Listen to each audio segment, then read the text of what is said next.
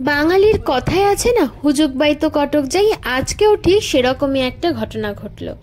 হঠাৎ করেই আমার দুই বন্ধু, মানে বলতে পারো আমার একটা দাদা দিদি আর আরেকটা বন্ধু, যারা এখন একটু দূরেই থাকে, মানে ব্যাঙ্গালোরেই থাকে তারা হঠাৎ করেই প্ল্যান করলো কি যে আমার কাছে আসবে আর নাইট আউট করতে বেরোবে।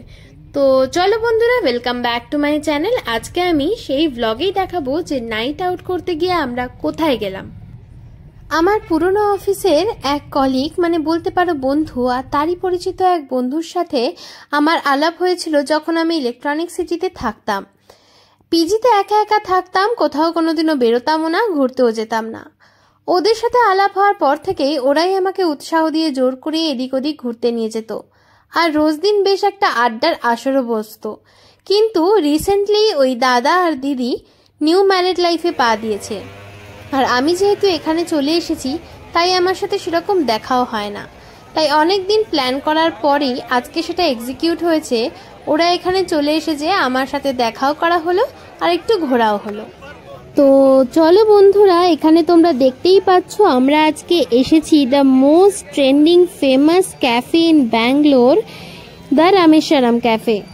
তো এখন আমি ভিতরে ঢুকবো। তো ভিতরে ঢুকার আগেই প্রথমে আমি অবাক হয়ে কিছুক্ষণের জন্য দাঁড়িয়ে গেছিলাম, এই কারণে কি রাত 1টার সময় আমরা এসছি, কিন্তু এই ক্যাফেটার ভিতরে এমন কি আছে কি রাত 1টার সময় তো এত লোকের ভিড়।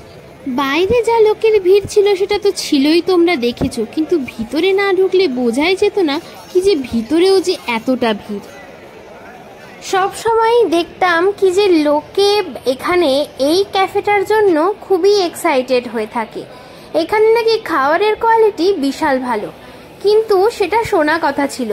এখানে আসার পর যখন এখানে খেয়ে ট্রাই করলাম তখন সত্যিই বিশ্বাস হলো কি যে হ্যাঁ, কেন এখানে এত ভিড় এত রাত্রিবেলাতেও। অনেক দিন ধরেই এই ক্যাফেটাতে আসার খুব ইচ্ছা ছিল, আজকে সেই ইচ্ছাটা পূরণ হয়ে গেল।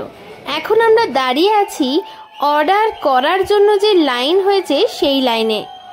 আর আজকে ছিল আইপিএল এর সিএসকে ভার্সেস আরসিবি ম্যাচ, আর যেই ম্যাচে আরসিবি জেতে, আর তারই উত্তেজনার ফল এখানে এই ক্যাফেতে প্রকাশ পাচ্ছিল। এখন চলো দেখে নাও আমরা কি অর্ডার করলাম। প্রথমে অর্ডার করলাম একটা ওপেন বাটার মশলা ধোসা, আর সাথে আমার দাদা বলল কি যে একটা লাইম জুসও ও অর্ডার করে খাবে। তো তাই এই দুটো জিনিস আমরা অর্ডার করলাম।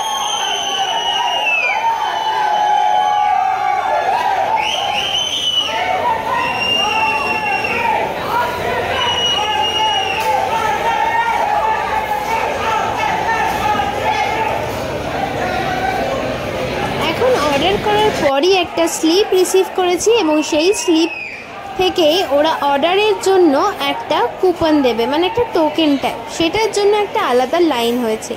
সেই লাইনেই এখন আমরা দাঁড়িয়ে আছি। বেশ 10 থেকে 15 মিনিট ওই লাইনে দাঁড়াতে হয়েছিল, এবং সেখান থেকে তারপরেই একটা টোকেন আমরা পেয়েছিলাম। এই যে এখানে দেখো, এই টোকেনটা আমাদেরকে দিয়েছিল। এই টোকেনটা দেখালেই তুমি যেটা অর্ডার করেছো সেটা তোমাকে দিয়ে দেবে। যে ওপেন বাটার মশলা ধোসাটা আমরা অর্ডার করেছিলাম সেটার দাম ছিল মাত্র 125 টাকা, এবং খেতে ছিল অসাধারণ। ফার্স্ট টাইম আমি এরকম অসাধারণ ধোসা খেলাম।